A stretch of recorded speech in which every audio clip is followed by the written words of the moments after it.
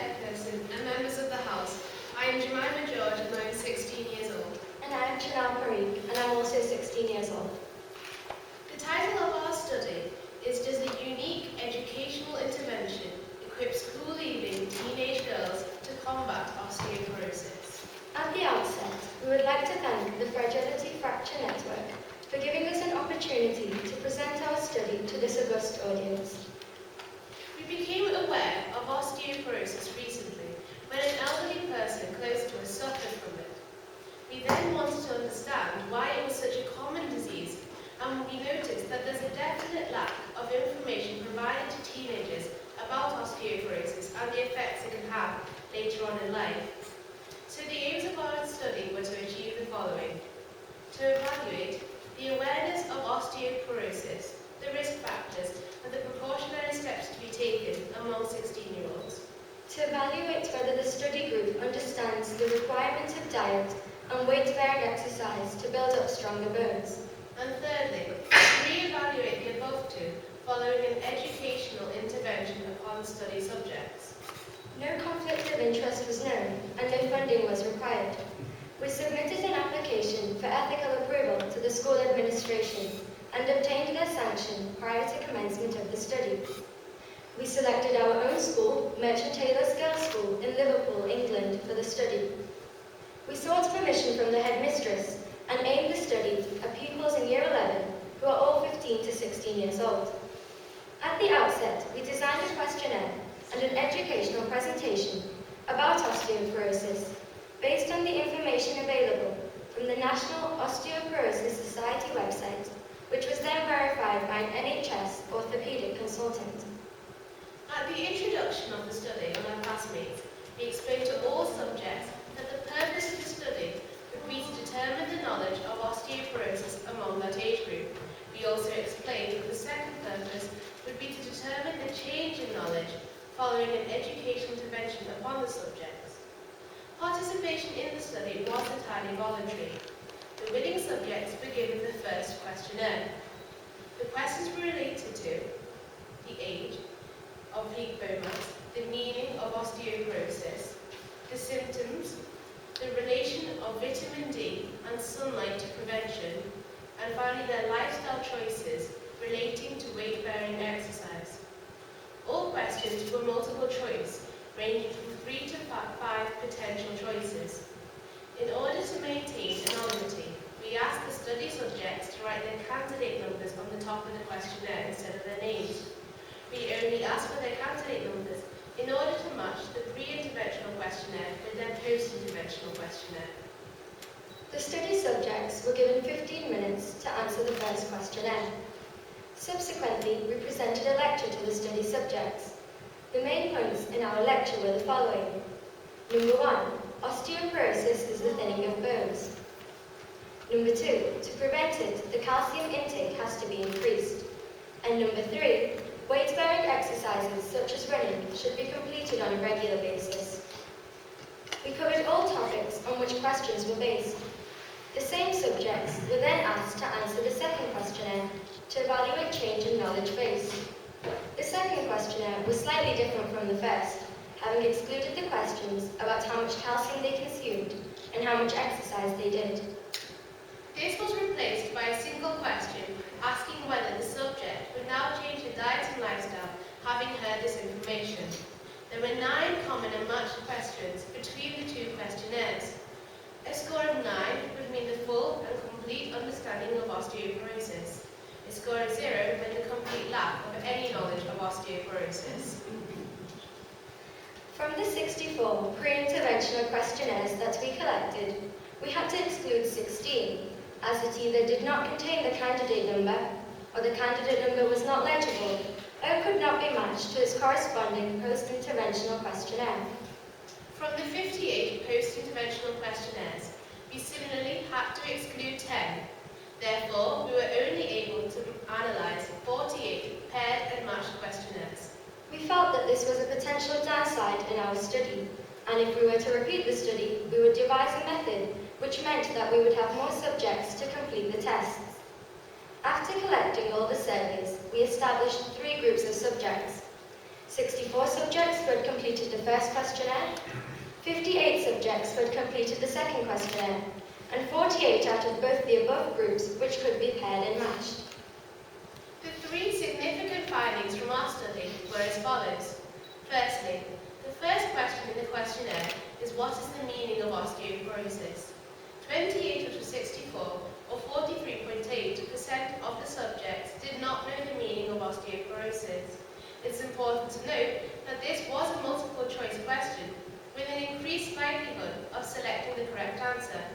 However, some subjects were so unaware of osteoporosis that they still selected the incorrect answer.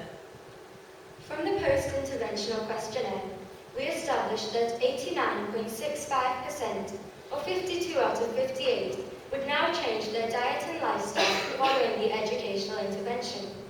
And thirdly, comparing the matched pairs, we established that the educational intervention did increase the knowledge of osteoporosis. The pre-interventional questionnaire has an average score of 3.17 out of 9. This then increased in the post-interventional questionnaire to 8.92 out of 9. This is statistically significant with a p-value of 0.0001.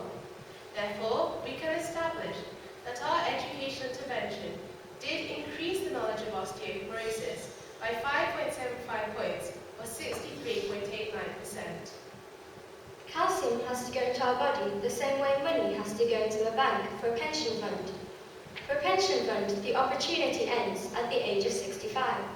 However, with a calcium deposit, you only have until 30 to increase your bone mass. For a teenager at 16, this would then imply she only had 14 more years to acquire calcium. Therefore, an understanding of osteoporosis, the risk factors, and the knowledge of any preventative steps that can be taken should be understood by school leavers. Unfortunately, our study clearly shows that this is not the case. The results have clearly shown that the knowledge and understanding of osteoporosis rose significantly following our unique educational intervention. And secondly, though at the outset we had stated that participation in the study was entirely voluntary, all subjects who were present in school on that day and free at that time participated in the study. This shows the keenness and the eagerness of the teenage girl in wanting to know more about the disease. Secondly, we believe the way our study was conducted, with a pre-interventional questionnaire, followed by an educational intervention, followed by a post-interventional questionnaire, increased the opportunity for repetition, retention, and reinforcement of knowledge of osteoporosis. The results showed that many of the subjects became aware that their lifestyle was not healthy and wanted to change it.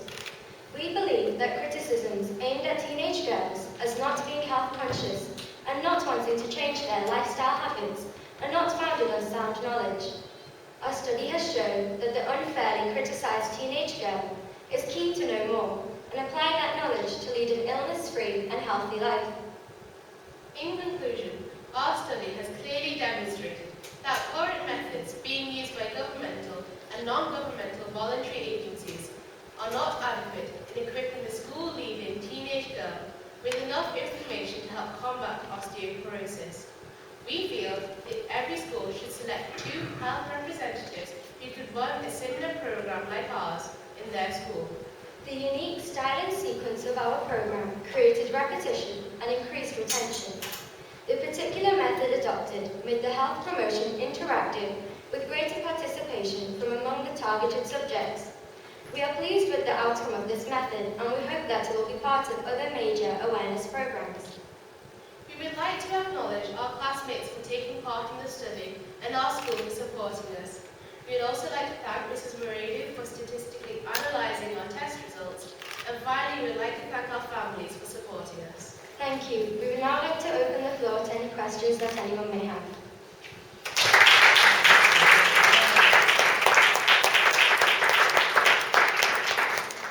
Thank you. So I might start off by asking a question. Did you notice any change in the behaviour of any of the people who attended the intervention?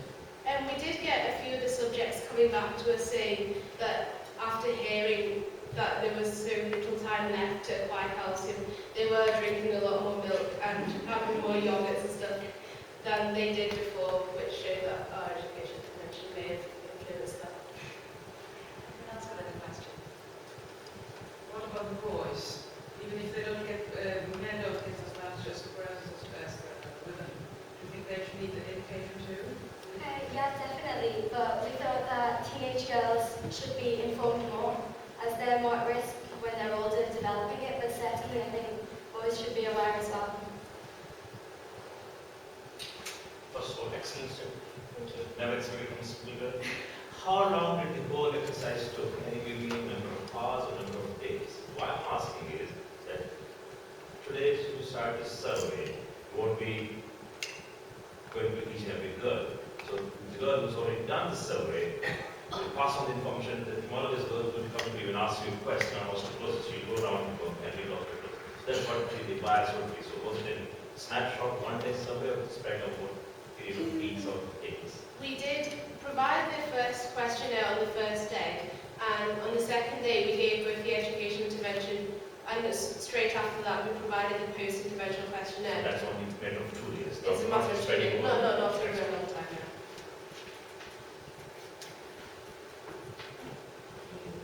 It was very grateful. Do you have any opportunity to follow up on the behavior changes or do the leave school now? Well, we still have 2 more years of school left, so maybe when we go back, we might do another survey asking how everyone's been getting on or if they've made any changes.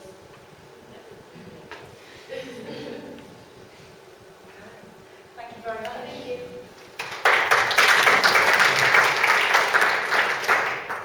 Next, Claudia Bedouin. Good one.